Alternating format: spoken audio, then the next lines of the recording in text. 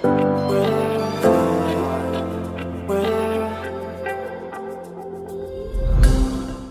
alaikum. Bismillahirrahmanirrahim.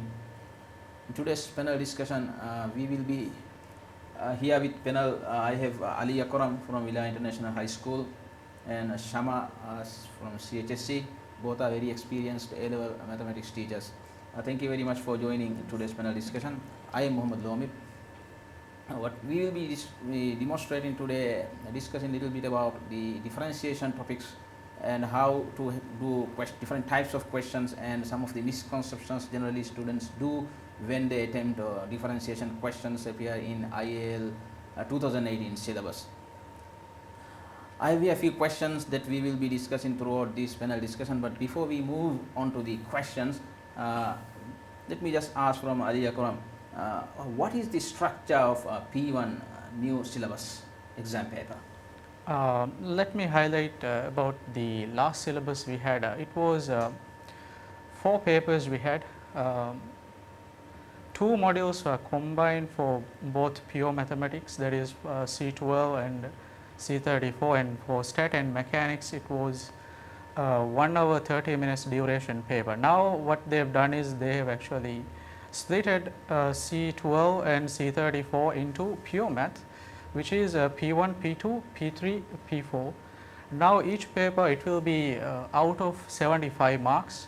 The duration is same as before, which is 1 hour 30 minutes. That was the major change they brought. So they have actually shifted back to the previous syllabus, which was before 2008. So what is the maximum mark for P1 exam paper? Maximum mark is out of 75. Now each paper is actually converted to something called UMS. It will be marked out of 100. Sometimes, most of the time they will standardize the paper.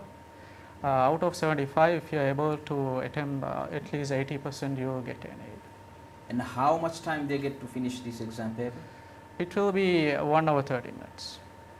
Shama, mathematics is a very hierarchical subject. Yes. Concepts are arranged. Some concepts need to know before we move on to the other concepts.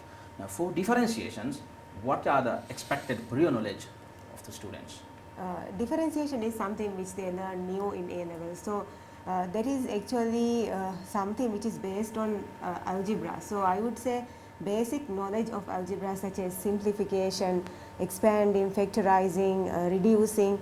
These are some of the basic skills, and out of this I would say laws of indices is the utmost important thing which they have to know. Otherwise that will be the basic foundation for the differentiation for them to build on. So if they don't have that skill in them, then they will have a difficult time in dealing with differentiation in A level. So they need this. So in A level P1, the first few topics will be dedicated based on those skills, actually algebra and indices. So that will help them to concentrate more on differentiation. So basically you are saying that students must be very thoroughly know algebra concepts before they move on to the differentiations. Yes. Right. So what is actually differentiation? Well, from my knowledge, what I know is differentiation is the rate of change. So where can we use a differentiation in real world? Maybe Akram can talk about a little bit. Actually, the big picture here, it is actually coming out of a big topic called calculus. Calculus is what we call the mathematics of change. From that, there are major 3 topics that is devised, which is limits, differentiation and integration. So basically differentiation, this is a topic where we focus on gradient. Gradient means a change in something. Normally I think for our student they know that the gradient is for 1 unit increase in x, what is the change in the y unit, that's how it is. Now this concept in O level what we learned was it is only applied to straight lines where the gradient is constant throughout the line, but now we are extending it. Now what we are talking about here is now the gradient is not the same. Gradient will be different. So for example, if we consider a curve, in a curve the gradient for each point it will be different. For example, suppose if we have quadratic curve. Most of the A-level students, I think they are really familiar with this curve, y equal x squared curve. Now, when we consider each of these points on the curve, for each of these points, the gradient of those points will be different, though there might be some points which might be same. Overall, the gradient for each point here, it will be different, because when you consider drawing a tangent from each line here, it will show you a tangent where you get a unique gradient for each one. So, now we are extending the idea from line to the curves. In A level, we are going to talk about how the behavior of the curve changes accordingly. Okay, so that's the major point we are going to discuss in P1. When you talk about calculus, I am inspired. So we can use these techniques to find out how quick the COVID-19 is spreading across the globe. Am I right? Yes. Yes. So let's see how differentiation is being in context. Now we're going to go over a few questions that has been asked in the previous exam papers. Well, we will explain how those questions can be attempted and probably some of the misconceptions that students might do. My first question is questions which appear in C12 January 2020 paper. The curve C has equation y is equals to 2x squared minus 1 over 4x minus 3. Question is find dy by dx. Well, what is dy by dx? Dy by dx, I would say in the simplest way, is the change in the line with respect to the gradient of the line. That's a basic concept. How slant is the line. So in this context, we are given a function 2x squared minus 1 over 4x minus 3. We are asked to calculate the dy by dx. Here it's in form of a function, which means we will not be getting a numerical answer for that. So I would like to highlight one of the misconceptions students make. At first, we can't differentiate, which means we have to apply laws of indices in order to adjust the function. I would like to highlight in the first question, part A, before starting differentiation, we are adjusting. So sometimes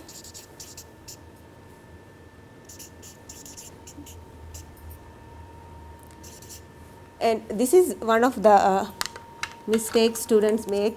The question is actually 1 over 4x squared, which means when we adjust or when we use laws of indices, it will be 1 over 4x squared rather than 4x to the power minus 1. And also this function is not differentiated yet, which means I cannot write dy by dx here, which I have to write this as y. And the other thing is sometimes students differentiate the first function, which will give me 4x, and then they apply laws of indices for the next one, which is also contradicting. If you are differentiating the whole function, then you have to do it for the whole function. You cannot do one without differentiation but with differentiation. And also you have to focus the derivative notation, which is very important, which signifies that I haven't differentiated it, I have just adjusted this by using laws of indices. So the correct answer for the question is dy by dx is equal to 4x plus 1 over 4 x to the power minus 2. Minus 3 differentiation, it's a constant which will give me 0. So if you want, you can write 0. It's okay if you don't write also. So this is the answer for part A. So I would like to highlight these two misconceptions.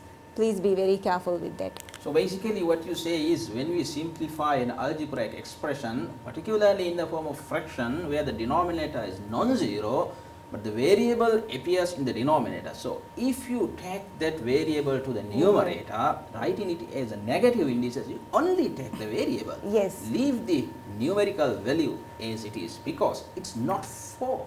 Yes. It's 1 over 4 times 1 over x. Yes, correct. Am I right? Yes, correct. Now one more point to highlight, sometimes when this topic is combined with integration, the mistake the student do is they tend to write constant c when they differentiate. That's a normal mistake we see. Sometimes when it is integrated some expression, they tend to integrate some expression, they tend to differentiate as well. So, to avoid this, they have to actually read the question carefully, they have to know the notations well. I think one of the common notations we are using in differentiation is, first we have the basic function, which is of course which is y. Now, this is the first type of function we use, y. When we differentiate, this turns to dy by dx. Now, well, this means rate of change in y, rate of change in x. When we differentiate y, this notation changes to dy by dx. Again, when you differentiate dy by dx, you get a notation which is similar to this format. Now, this is one type of notations that you may get in your exam, not only this type. Sometimes the functions will be given in the form of f of x. If this is the case, then if you want to differentiate this function, it will change to f prime of x. This means we are differentiating the original function. This is the first derivative we say. If you differentiate the function again, it will change to second derivative, which is we put a 2 dash above. Okay, so these notation, the students they should actually be familiar with the notation type we have here. Sometimes the common misconception is, when we talk about dy by dx and f prime of x, they tend to use integration instead of differential. That is also what we have seen in some of the questions students have attempted. Mathematics is a language that we use to communicate natural systems. So, similar to the natural languages where we have a flow, mathematics also has a flow. Now, the question is y is equals to 2x squared plus these things. If I do not write dy by dx and simply write equals to 4x plus 1 over 4x to the power minus 2, then it's not actually correct. Yes. We are communicating a wrong concept. Right. So, it's very important, as Akram mentioned, write the correct notations, use the correct notations and write in the appropriate places. The second part of this question is, point P half comma minus 3 lies C, which is the curve. Find the equation of the tangent to C at the point P. Write your answer in the form y is equals mx plus c, where m and c are constant. Now, Shama, before we answer these questions, what are the keywords that the students should underline before they attempt to answer this question? So, the first thing they should know is part A and part B are connected. They will be using part A answer in part B. That's the first thing. If they get part A wrong, obviously part B will be wrong, but obviously if the method is correct, they would be awarded the method marking. And the other thing is, they have to know what a tangent is. So, I would suggest the students to underline that keyword, a tangent. That's the first thing. They are finding an equation of a line, which means they basically need two things. One is a gradient at that particular point and any point which passes through a line. At this point, we are provided with a point that's given in the question, and with the help of part A, actually students can calculate the gradient of that particular point P half comma minus 3. And the other thing is, they are asked a specific format. For example, y is equal mx plus c.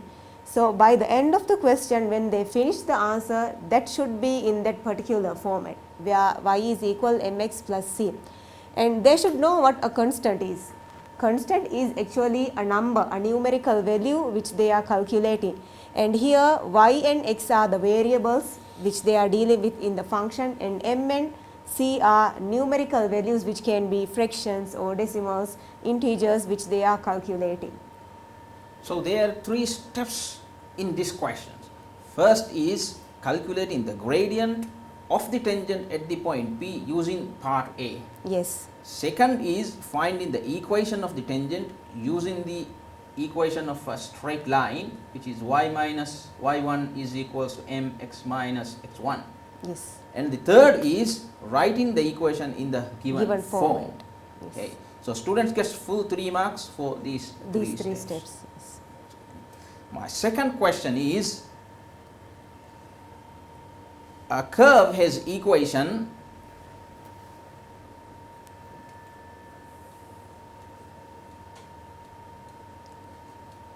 y is equals to 16x root x minus 3x squared minus 78. Now, Akram, what are the most important points that students to focus before they answer part A? Now, first of all, they need to identify which notations we have used. Well, we are just focusing on differentiation, but it can be integrated with an integration question as well. So, here dy by dx is mentioned, which indicates that you have to differentiate. So, the very first thing you have to check is, first you have the function 16x root x minus 3x squared minus 78. Now, if we look closer into this, students should have the prior knowledge of rule of indices in this one. They cannot directly differentiate this one because this is not in the correct form. The correct form is in ax to the power, and in order to differentiate, they must change each function into the form power form. Okay, so this one is not in the power form, this is in the power form, this is also in the power form, this is minus 78 x to the power 0, which is not mentioned there. So, the very first step we have to do is we have to change this one to a rule of indices form, where we have to apply the rule of indices where there is multiplication rule, where you have to add the powers. So, we are going to do the same. We are going to add the powers 1.5. It will change to 16x to the power 3 by 2 minus 3x squared minus 78. Now, this is still the same function, but what we did was we simplified this. Now, the common mistake the students do is, without simplifying this one, they start differentiating. They tend to apply power rule, and then they tend to simplify this. That is not correct. What they do is they keep this one as it is. They tend to differentiate these things. That is in fact to some extent correct, but that's not the normal way of doing it. What we have to do is we have to simplify each functions first, and then we have to apply differentiation. So, this change in notation indicates y to dy by dx. That indicates we are going to start differentiating.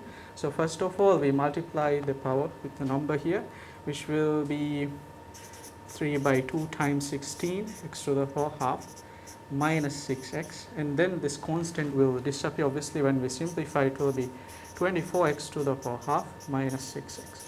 So, this is the step where they need to be careful applying the correct rule of indices. Now, what if I do it this way?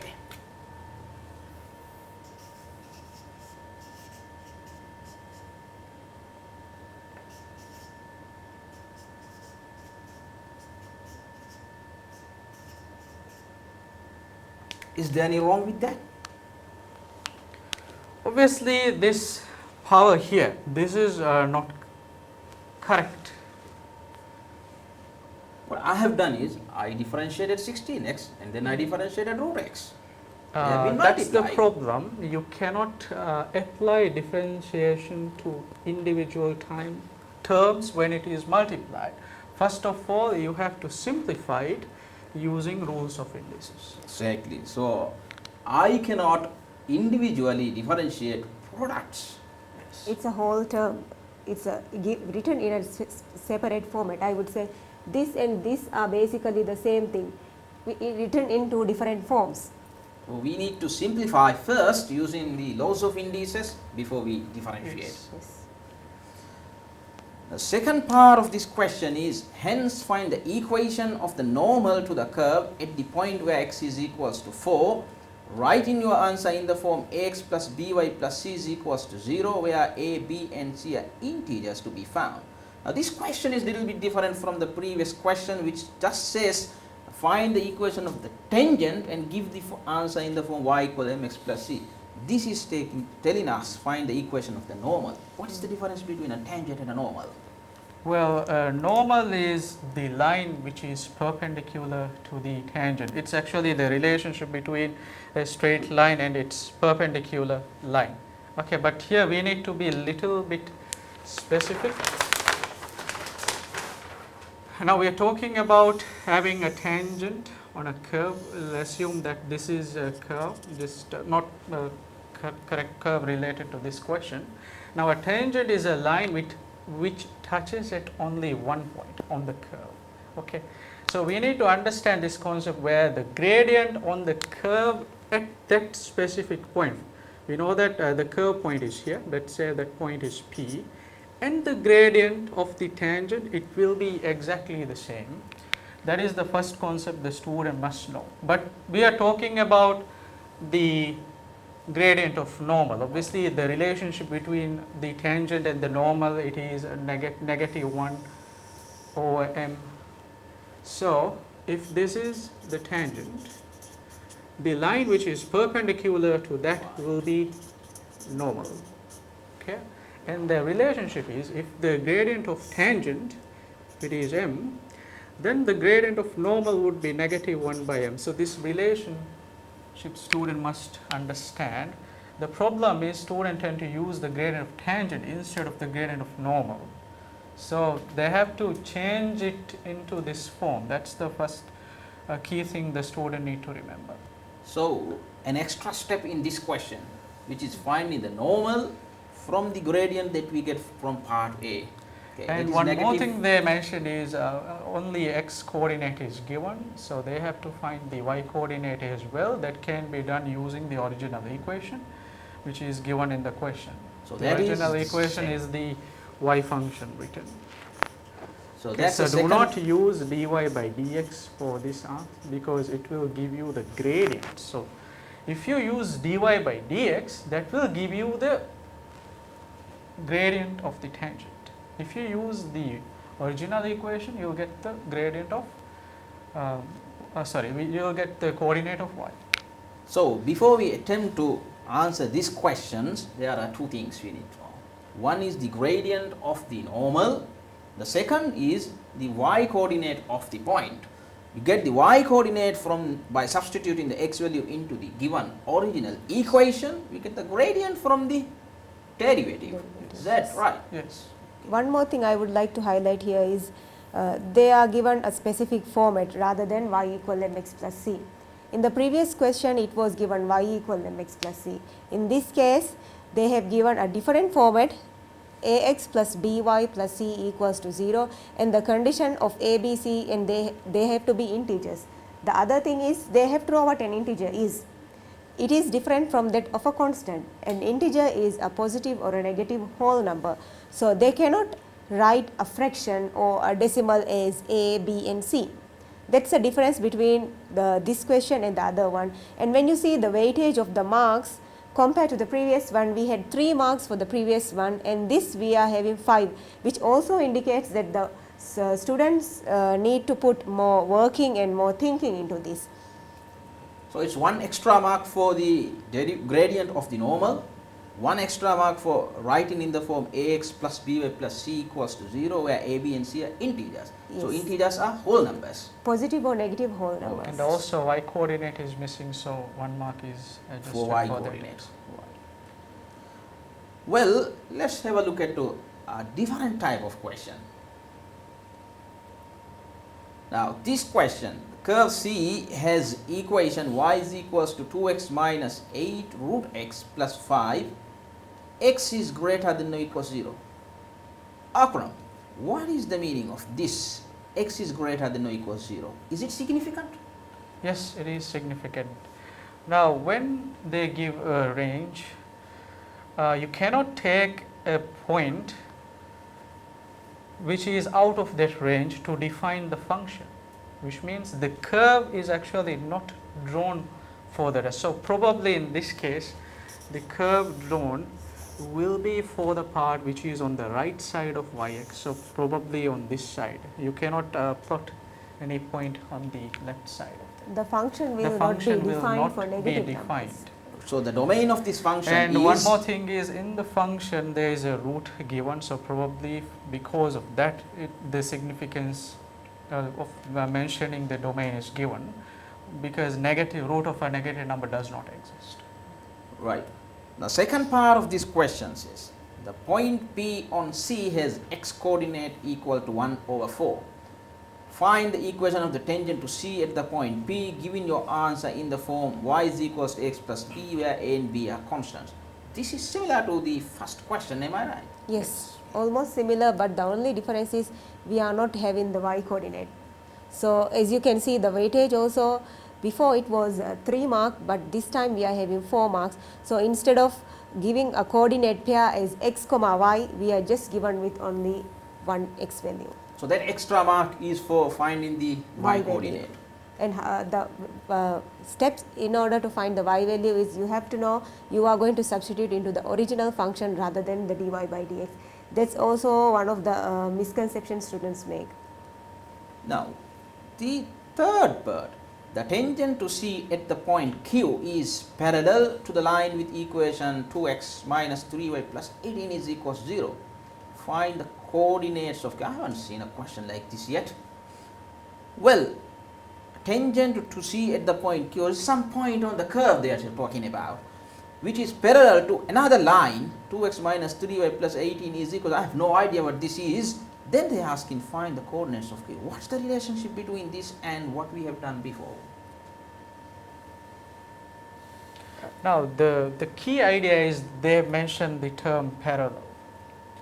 That indicates that the gradient for the tangent at C and the gradient for tangent for the given line will be exactly the same. So that's the first thing students need to assume. And one more thing the students need to assume is, now let's say this is just an imaginary curve, assuming that this is the curve given in the question. We have a point here which is point Q, Yes. point Q.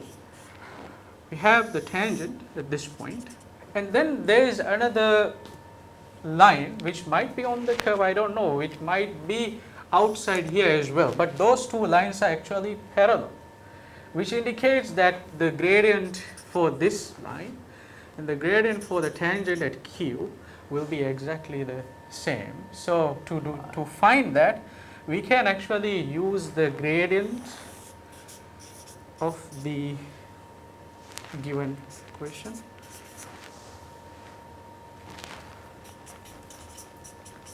Okay, now this is a format. This is a line equation format, which is in ax plus by plus c equals 0 format, but this is not the format we use to identify the gradient. To identify the gradient, we have to use the form y equal to mx plus c. So we have to change this equation to this form. So what we do is we make y subject.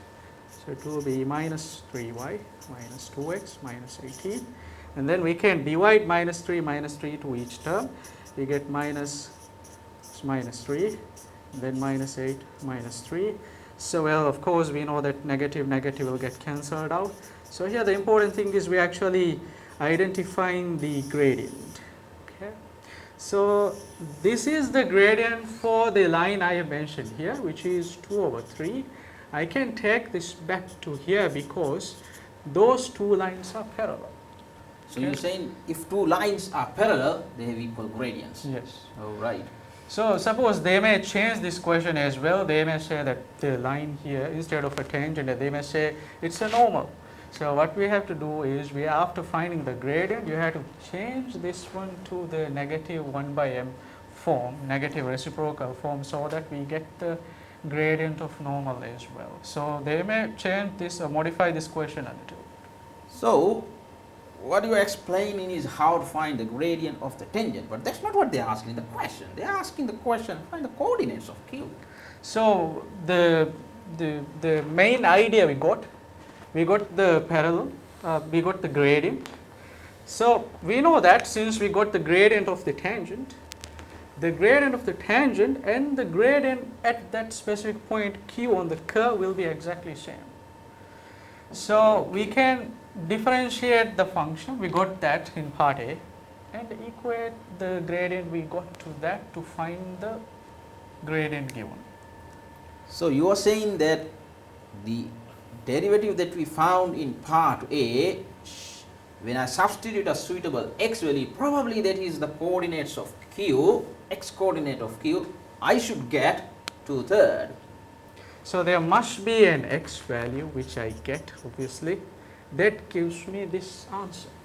So, This we need gradient. to set up an equation And so that equates the derivative that found in part A equals to 2/3, and the solution of that equation is the x coordinate of q. Yes. What if we get more than 1 point? What if we get a negative value and a positive value? What then do we you have to go back to the question itself, I think. Now, in this because case, there is one important thing they have mentioned at the beginning, x is greater than or equal to 0, so you cannot take any negative solutions. So, So, only positive solutions are considered. yeah, so if you get a negative value and a positive value, then the solution is the positive Positive. value. Positive. Oh, right. And also I think it says find the coordinate of point q. So, sometimes what students do is they just calculate the x coordinate and then they just finish forgetting about the y. But a coordinate is complete when they write it as x comma y. So, once find in the x value, they have to find the y value as well. So, how do they leave their final answer in this question? For example, if the x coordinate is 5 and let us say y is 10, they have to write it as 5 comma 10 as a pair. As a coordinate pair. Yes. All right. So, that is why we got 5 marks, lot of things. Yes. We need to we need to form an equation, to solve it, get the x coordinate, substitute it in the original equation y, and then get the x coordinate. Finally, write it as a coordinate pair. And also I think by just reading out the question, sometimes students may feel this is a lot they have to do. So, in such cases, I think what Akram sir did a small sketch. I think that will also help them a lot just to visualize what's the scenario happening. So, that's one thing, visualize by drawing a small sketch, and then I think write several steps, like this is the first step, this is the second step. When they distribute this, I think they will like have an overall picture, and when they revise it back also, when they will have a clear idea what they have done at that point, rather than just keeping it through. For 5 marks they are doing quite a lot, so giving it step by step will help them to learn, I think, in this case. It's very important. It's not necessarily has to be a perfect, accurate sketch as described on the curve. Like I have Just drawn. have a rough, random graph Yes. as Akram has shown here. Let us move on to another type of questions, a little different one this time. The curve C has equation y is equals to x plus 1 times x plus 3 squared. Sketch C showing the coordinates of the points that we see meets the axis, well, which is not differentiation. So, I am going to skip that for a moment and we will move on to the next. Next is show that dy by dx is equals to 3x squared plus 14x plus 15. How do we do that derivative from this equation? The question is as brackets to the powers, product of brackets. Well, the derivative is simply sum of terms. So, I think I would start with what I have mentioned earlier as prior knowledge. This is the basic idea of algebra, such as removing bracket and simplification. If they are unable to simplify this, they cannot use the derivative. So, basically the first attempt they would do is removing the bracket, and after getting the removing the bracket and writing it in the given format, then they will be finding the derivative dy by dx. So, you are saying that as Akram mentioned before we differentiate, write every term in the form x to the power n. Students might think that it can be differentiable, but in this case I think we have not gone to that extent where we can actually differentiate brackets like this. So, I think we stick to the idea where we simplify it, find individual terms and then apply the derivative formula. I think one more thing, if we see part question type 1, 2 and the previous one, they have just asked us to calculate the dy by dx, and just to simplify. If you see the format of the question in this, they are asking show that dy by dx is equal to this, which means we know the answer. So, what are we expecting from students for 3 marks? We are expecting some knowledge of algebra, removing bracket, and then finally when they finish that, they have to present the answer with this given answer. They may think it's easy because it says show and they know the answer, but here I would say presentation of the working is very, very important. All right. Now, second, it says the point A with x coordinate minus 5 lies on C. Find the equation of the tangent to C at A, giving your answer in the form y equal mx plus c, where m and c are constants. This is again similar to the questions that we did before. Another point B also lies on C. The tangent to C at A and B are parallel. Find the x coordinate of B. So, this time point B and C.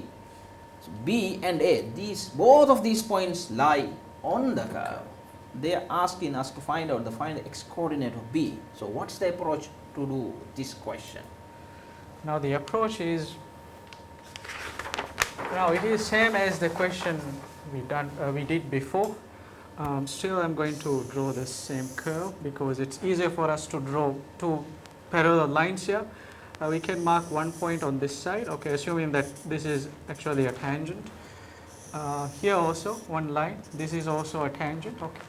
So we know that we already discussed that the gradient for both tangents, it will be same, even if it is outside or if it is on the curve, still it will be same, because they assume that they have already given that it is parallel. So the gradient here m1 and gradient here m2, it will be exactly the same.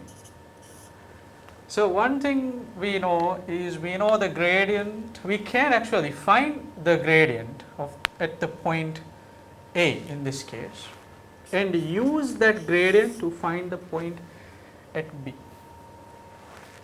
So the gradient here we can find by using the derivative given. The derivative given is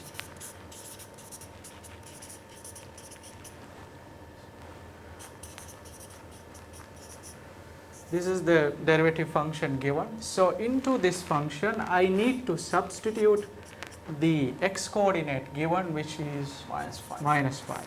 So minus 5 I need to substitute into x value. Sometimes student made the mistake of substituting the y coordinate into these x values, which is not correct at all. Okay, so they have to substitute minus 5 here, which in fact gives them the gradient function. Suppose if the gradient value is 4, for example, the gradient can write 4 here, and that same gradient I can use in this line as well. Okay, so the gradient at the point A and the gradient at the point B will be exactly the same. So we can equate this gradient again to the given function to find the second point. Now that will be the x coordinate of the point B given. I have a question. We got this gradient by substituting x is equals to minus 5. Now when I equate 3x squared plus 14x plus 15 with the gradient that I obtained there, probably that's quadratic equation. I am going to get two solutions. Yes. Which one is then B? Well, you already know the x coordinate for this, which is minus 5. So obviously you will get one answer, minus 5. So the other answer you have to take it as B, which will be the x coordinate of B. The second solution is the x coordinate of B. So in fact you already know one solution, so go for the second one. Right. Here also I think it says coordinate, so don't forget about the y coordinate. X coordinate. X coordinate. Sorry, Yeah. x coordinate. Right. Let's have a look at a different type of question. A polynomial, in fact a cubic polynomial, f of x is equals to ax cubed plus bx squared plus 2x minus 5, where a and b are constants. Point P 1, 4 lies on the curve with equation y is equals to f of x. The tangent to y is equals to f of x at the point P has equation y is equals to 12x minus 8. Calculate the values of a and the value of b. Now this is very different from the previous questions. A and B are two unknown constants, unknown coefficients of the polynomial. Now they are asking us to find those two. And how do we approach this question? There are two sets of informations given. Shama? One way I think the approach should be, when we talk about a curve or function, we know that the relationship between the x coordinate and the y coordinate, it's the idea of when we substitute an x value into the function. For example, let's say if we substitute 3, for example, we are getting y equal to 3. That is the first relationship we can identify. To plot a curve, we need both x and y coordinates. So when you substitute x is equal to, for example, 2, I should get y is equal to 3. That is the initial idea here. So the first f of x function, it's already given here. So we can use the coordinates given to form one equation. Here students must understand we are talking about forming simultaneous equation. Why simultaneous equation? Because there are two unknowns. That's the first thing they have to understand. And then there are two informations given. One is they have given the coordinate information. So they are assuming that we have to actually substitute the x coordinate to get the y coordinate. So similar concept, we can form one equation in this one. The equation given is ax cubed plus bx squared plus 2x minus 5 equal to 0. So the first coordinate they have given is 1, 4. We can actually replace x is equal to 1. You will in fact get y is equal to 4. So I will replace each x value by 1, which will give me a returning coordinate of y equal to 4. So this is one equation we can use. This one student need to know the concept of simplification. Of course, you cannot directly solve this equation.